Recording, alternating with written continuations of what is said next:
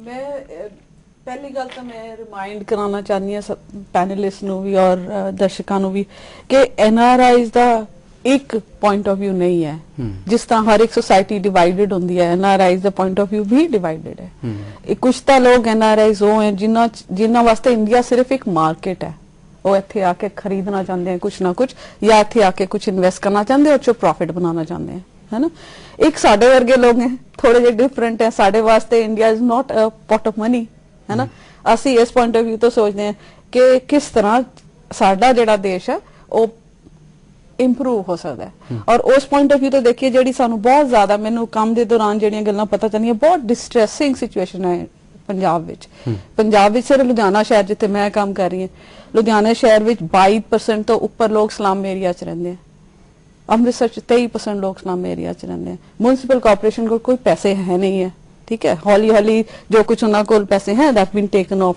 Public private जो PPP कहते हैं तुसी, ਸਾਨੂੰ ਇਹ ਲੱਗਦਾ ਕਿ ਵੀ ਜਿਹੜਾ ਤੁਹਾਡਾ ਪੂਰੇ ਦਾ ਪੂਰਾ ਜੋ ਪ੍ਰੈਸ਼ਰ ਕਿਸੇ ਕਿਸਮ ਦਾ NRIs ਦਾ ਬਾਹਰੋਂ ਬਣ ਸਕਦਾ ਹੈ, ਉਹ ਇਹ ਸਾਰਿਆਂ ਮਸਲਿਆਂ ਦੇ ਉੱਤੇ ਬਣਨਾ ਚਾਹੀਦਾ ਹੈ ਤਾਂ ਕਿ ਜਿਹੜੇ ਇੱਥੇ ਦੇ ਸਿਆਸਤਦਾਨ ਨੇ ਇਹਨਾਂ ਮਸਲਿਆਂ ਨੂੰ ਸਿੱਧੇ ਸੰਬੋਧਿਤ ਹੋ ਸਕਣ। ਸਾਡਾ ਉੱਥੇ ਜੇ ਐਕਸਪੀਰੀਅੰਸ ਹੈ, ਅਸੀਂ ਉੱਥੇ ਦੇਖ ਰਹੇ ਹਾਂ ਕਿ ਪਬਲਿਕ ਪ੍ਰਾਈਵੇਟ ਜਿਹੜੀ ਪਾਰਟਨਰਸ਼ਿਪ ਆ ਉਹਨਾਂ ਉਸ ਦੇ ਨਾਲ ਕਿੰਨਾ ਨੁਕਸਾਨ ਹੁੰਦਾ ਹੈ। ਐਜੂਕੇਸ਼ਨ ਸੈਕਟਰ 'ਚ ਨੁਕਸਾਨ ਹੋ ਰਿਹਾ ਹੈ, ਹੈਲਥ ਵਿੱਚ ਨੁਕਸਾਨ ਹੋ ਰਿਹਾ ਹੈ, ਉਹ ਇੱਥੇ ਵੀ ਹੋਏਗਾ ਜੇ ਇੱਥੇ ਉਹ ਲਾਗੂ ਹੋਏਗਾ। ਤਾਂ ਸਾਡਾ ਐਕਸਪੀਰੀਅੰਸ ਅਸੀਂ ਉਹ ਸ਼ੇਅਰ ਕਰਨਾ ਚਾਹੁੰਦੇ ਹਾਂ ਕਿ ਸਾਨੂੰ ਆਪਣੇ ਦੇਸ਼ ਵਿੱਚ ਇੱਥੇ मोर क्रिएटिवली सोचना चाहिए है। नहीं कि किसी जे तुहाडे प्रॉब्लम आ रही है, स्टेट कोल पैसे नहीं है, तुसी पैसे क्रिएट करने इंस्टेड के एफिशिएंसी लिआंदे तुसी ओनू चक के किसी कॉन्ट्रैक्टर नू फड़ा दो कि तुसी पढ़ाओ या तुसी हेल्थ प्रोवाइड करो। ये उत्थे भी थोड़ा थोड़ा होया और ओदा बहुत नुकसान होया।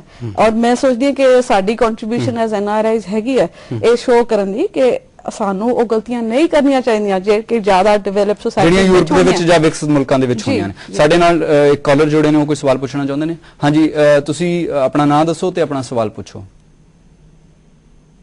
ਹਾਂਜੀ, ਤੁਸੀਂ ਆਪਣਾ ਸਵਾਲ ਪੁੱਛੋ। ਹਾਂਜੀ ਹੈਲੋ। ਹਾਂਜੀ ਸਤਿ ਸ਼੍ਰੀ ਅਕਾਲ ਜੀ। ਹਾਂਜੀ ਸਤਿ ਸ਼੍ਰੀ ਅਕਾਲ ਜੀ। ਸਰ ਮੈਂ ਪੁੱਛਣਾ ਚਾਹੁੰਦਾ ਵੀ ਜਿਹੜੇ ਸਾਡੇ NRI ਬੈਠੇ ਆ ਜੀ, ਹਾਂਜੀ, ਇਹ ਜੇਕਰ ਪੰਜਾਬ ਨੂੰ ਮਤਲਬ ਕਿ ਸਪੋਰਟ ਕਰਨ ਮਨਪ੍ਰੀਤ ਸਿੰਘ ਬਾਦਲ ਵਰਗੇ ਬੰਦਿਆਂ ਦੀ, ਹੈਲੋ, ਹਾਂਜੀ, ਜਿਹੜੇ ਸਰਦਾਰ ਮਨਪ੍ਰੀਤ ਸਿੰਘ ਬਾਦਲ ਦੀ ਸੋਚ ਹੈ, ਹਾਂਜੀ, ਇਸ ਤੇ NRI ਜੇ ਮਤਲਬ ਜੇਕਰ ਇਹਨਾਂ ਦੀ ਸਪੋਰਟ ਕਰਨ ਤਾਂ ਪੰਜਾਬ ਦੀ ਮਤਲਬ ਇਹ ਕਾਇਆ ਦਿਸ਼ਾ ਪਲਟੀ ਜਾ ਸਕਦੀ ਹੈ। ਅਮਰਜੀਤ ਜੀ, ਜਿਹੜਾ ਇਹ ਸਵਾਲ ਉਹਨਾਂ ਨੇ ਪੁੱਛਿਆ ਕਿ ਵੀ ਜੇ ਮਨਪ੍ਰੀਤ ਨੂੰ ਸਪੋਰਟ ਕੀਤਾ ਜਾਵੇ ਤੇ ਕਾਇਆ ਦਿਸ਼ਾ ਪੰਜਾਬ ਦੀ ਪਲਟੀ ਜਾ ਸਕਦੀ ਹੈ, ਇਹਦਾ ਮਤਲਬ ਇੱਕ ਗੱਲ ਤੇ ਹੈ ਕਿ ਵੀ ਪੰਜਾਬ ਦੇ ਲੋਕ ਇਹ ਮਹਿਸੂਸ ਕਰਦੇ ਨੇ ਕਿ NRIs ਦੀ ਜਿਹੜੀ ਦਖਲਅੰਦਾਜ਼ੀ ਹੈ ਉਹ ਬਹੁਤ ਅਹਿਮ ਹੈ। ਤੇ ਇੱਕ ਮੈਂ ਜਿਹੜੀ ਤੁਹਾਡੇ ਨਾਲ ਗੱਲ ਕਰਨੀ ਹੈ ਉਹ ਇਹ ਹੈ ਕਿ ਤੁਸੀਂ ਇੱਕ ਲੇਖ ਲਿਖਿਆ ਸੀ NRIs ਨੂੰ ਹੀ ਲੈ ਕੇ, ਜਿਹਦਾ ਤੁਸੀਂ ਨਾਂ ਨਰਾਈ ਲਿਖਿਆ ਸੀ, ਤੁਸੀਂ ਉਹ ਵੀ ਗੱਲ ਕਰ ਸਕਦੇ ਹੋ, ਪਰ ਮੇਰੇ ਸਵਾਲ ਦਾ ਜਵਾਬ ਵੀ ਦਿਓ। ਜਦੋਂ ਮੈਨੂੰ ਕੋਈ NRI ਕਹਿੰਦਾ ਮੈਨੂੰ ਚੰਗਾ ਨਹੀਂ ਲੱਗਦਾ। ਇੱਕ ਇਹਦੀ ਸ਼ਬਦ ਦੀ ਧੁਨੀ ਬੜੀ ਅਜੀਬ ਹੈ, ਨਰਾਈ ਨਾ ਰਹੇ ਇੰਡੀਅਨ ਬੜੇ ਲਤੀਫੇ ਬਣੇ ਹੋਏ ਨੇ ਇਹਦੇ। ਉਹਦੇ ਵਿੱਚ ਇੱਕ ਗੱਲ ਹੈ ਕਿ ਵੀ ਜੋ ਮੇਰੇ ਕੋਲ ਕਨਵੀਨੀਅੰਸ ਲਈ ਸ਼ਬਦ ਹੈ ਮੈਂ ਉਸ ਦੀ ਵਰਤੋਂ ਕਰ ਰਿਹਾ ਤੇ ਇਸ ਗੱਲ ਲਈ ਪ੍ਰਵਾਸੀ ਭਾਰਤੀ ਕਹਿ ਸਕਦੇ। ਹਾਂਜੀ, ਅੱਛਾ, ਇਹ ਜਿਨ੍ਹਾਂ ਨੇ ਫੋਨ ਕੀਤਾ ਹੁਣ ਤੁਹਾਨੂੰ, ਮੈਨੂੰ ਲੱਗਦਾ ਮਨਪ੍ਰੀਤ ਬਾਦਲ ਦੇ ਉਹ ਹਮਾਇਤੀ ਨੇ, ਉਹਨਾਂ ਦੇ ਮਦਾਹ ਨੇ, ਬੜੀ ਚੰਗੀ ਗੱਲ ਹੈ। ਕੋਈ ਸ਼ਾਇਦ ਕੁਝ ਕਰ ਸਕਣ, ਪਰ ਇਹਨਾਂ ਕੋਲ ਕੋਈ ਜਾਦੂ ਦੀ ਛੜੀ ਤਾਂ ਹੈ ਨਹੀਂ ਮੇਰੇ ਖਿਆਲ ਵਿੱਚ। ਜਜ਼ਬਾਤੀ ਗੱਲਾਂ ਕਰਕੇ ਜਾਂ ਉਰਦੂ ਦੇ ਸ਼ੇਰ ਬੋਲ ਕੇ ਉਹ ਆਪਣੀ ਜੋ ਵੀ ਉਹਨਾਂ ਦਾ ਪ੍ਰੋਗਰਾਮ ਹੈ ਉਹ ਪੇਸ਼ ਕਰ ਰਹੇ ਲੋਕਾਂ ਸਾਹਮਣੇ।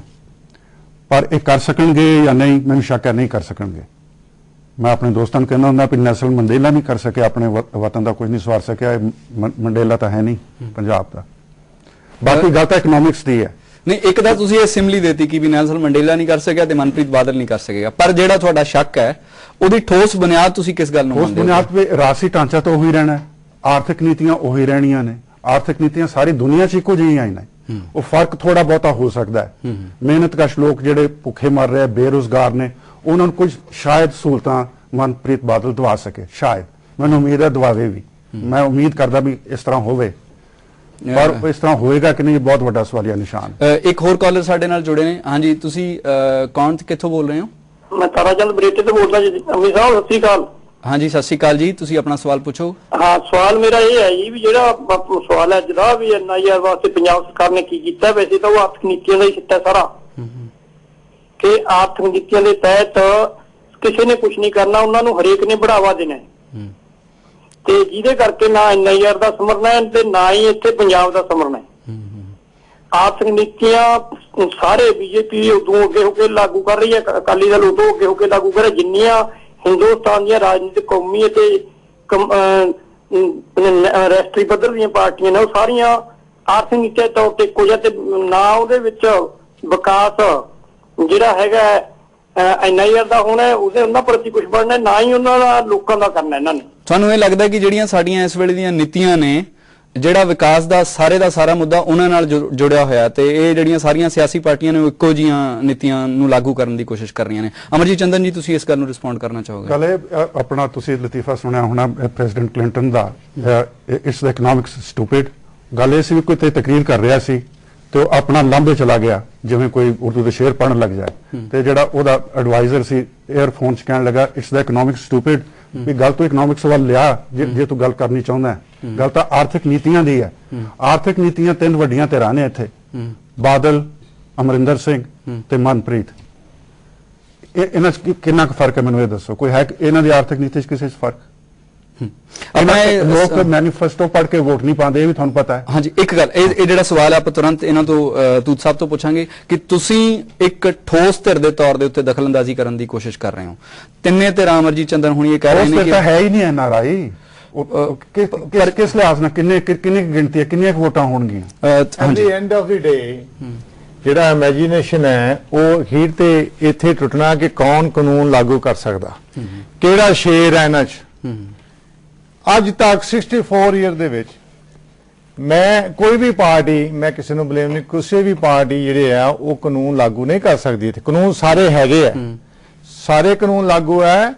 ਤੁਸੀਂ ਕਚਹਿਰੀਆਂ ਦੇ ਵਿੱਚ ਜਾਓ, ਫਾਰ ਐਗਜ਼ਾਮਪਲ ਮੈਂ ਦੇਖਦਾ 1 ਕਰੋੜ ਦੀ ਚੀਜ਼ ਵਿਕਦੀ ਹੈ, ਪਰ ਜਦੋਂ ਰਜਿਸਟਰੀ ਹੁੰਦੀ ਹੈ ਉਹ 40 ਲੱਖ ਦੀ ਹੁੰਦੀ ਹੈ।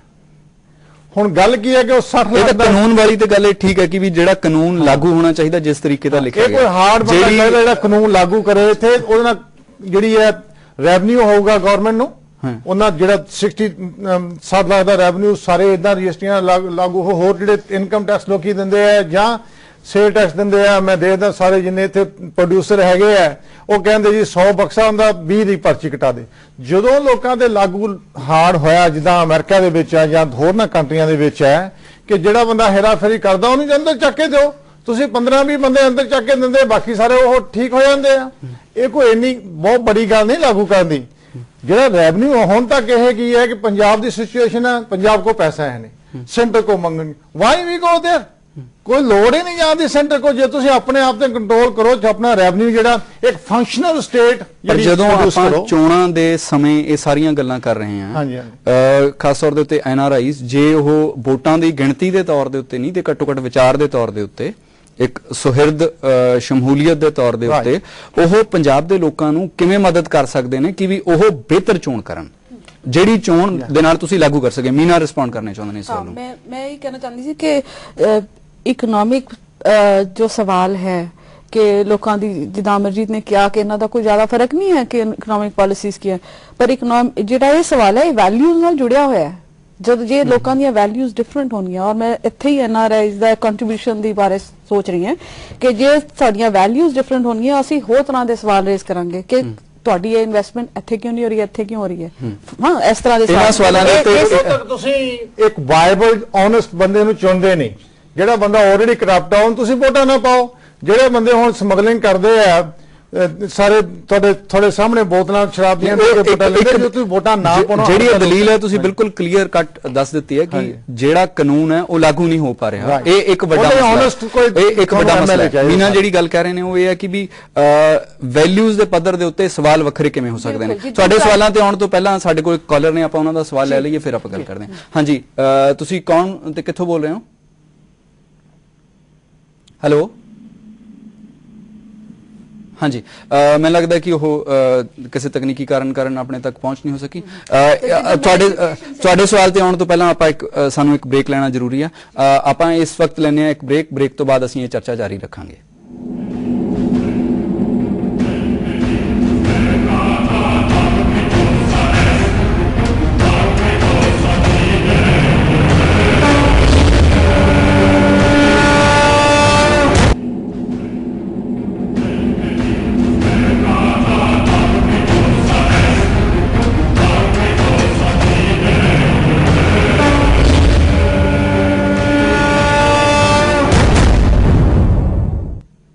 ਬ੍ਰੇਕ ਤੋਂ ਬਾਅਦ ਤੁਹਾਡਾ ਸਵਾਗਤ ਹੈ। ਅਸੀਂ ਚਰਚਾ ਕਰ ਰਹੇ ਹਾਂ ਵਿਧਾਨ ਸਭਾ ਚੋਣਾਂ ਵਿੱਚ ਪ੍ਰਵਾਸੀਆਂ ਦੀ ਦਿਲਚਸਪੀ ਬਾਰੇ।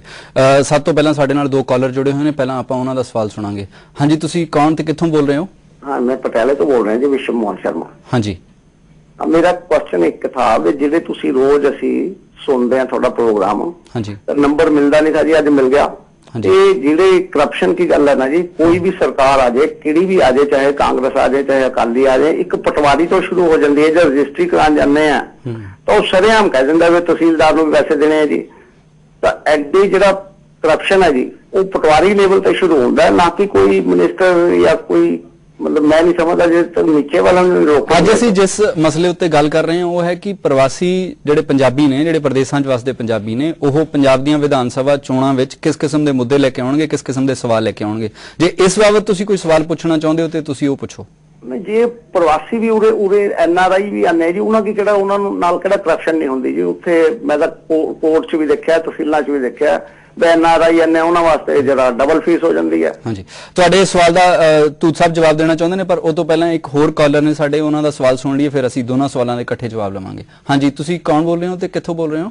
ਮੈਂ ਰਾਮ ਸਿੰਘ ਬੋਲ ਰਿਹਾ ਜੀ, ਲੁਧਿਆਣੇ ਤੋਂ। ਹਾਂਜੀ, ਮੈਂ ਇਹ ਸਵਾਲ ਕਰਨਾ ਚਾਹੁੰਦਾ ਜੀ, ਜਨਾਬ ਜਿਹੜੀ ਆਪਾਂ ਇਹਨਾਂ ਦੀ ਕਹੀ ਆ ਵੀ ਇਹ ਜਿਹੜੇ ਚੋਣਾਂ ਵਾਲੇ ਨੇ, ਹਾਂਜੀ, ਇਹ ਕੋਈ ਚੰਗਾ ਚੋਣੇ 'ਚ ਪੈਸਾ ਦੇ ਕੇ ਚੁਣਦੇ ਨੇ, ਜੇ ਪ੍ਰਵਾਸੀ ਭਾਰਤੀ ਦੇ ਕਰਦੇ ਨੇ, ਪਰ ਜਦੋਂ ਚੋਣ ਜਿਹੜੇ ਟਿਕਟਾਂ ਦਿੰਦੇ ਨੇ ਉਹ ਹੈ ਹੀ ਸਾਰੇ ਕਰਪਟ ਨੇ।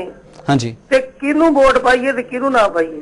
ਹਾਂਜੀ, ਦੂਜੀ ਜਿਹੜੀ ਹੈਗੀ ਆ ਪ੍ਰਵਾਸੀ ਭਾਰਤੀਆਂ ਦੀ, ਹਾਂਜੀ, ਇਹਨਾਂ ਦੀ ਵੋਟ ਦਾ ਹੱਕ ਇੱਥੇ ਬਹੁਤ ਪ੍ਰੈਸ਼ਰ ਪੈ ਸਕਦਾ ਜੀ। ਜੇ ਇਹਨਾਂ ਦੀ ਵੋਟ ਜਿਸ ਤਰ੍ਹਾਂ ਬਣ ਗਈ ਉੱਥੇ ਬਣੀ ਹੋਵੇ, ਓਕੇ, ਇਹ ਉੱਥੋਂ ਹੀ ਇਹ ਵੋਟ ਪਾ ਸਕਣੀ ਸੀ। ਹਾਂਜੀ, ਤੂਤ ਸਾਹਿਬ ਤੁਸੀਂ ਇਸ ਸਵਾਲ ਦਾ ਜਵਾਬ।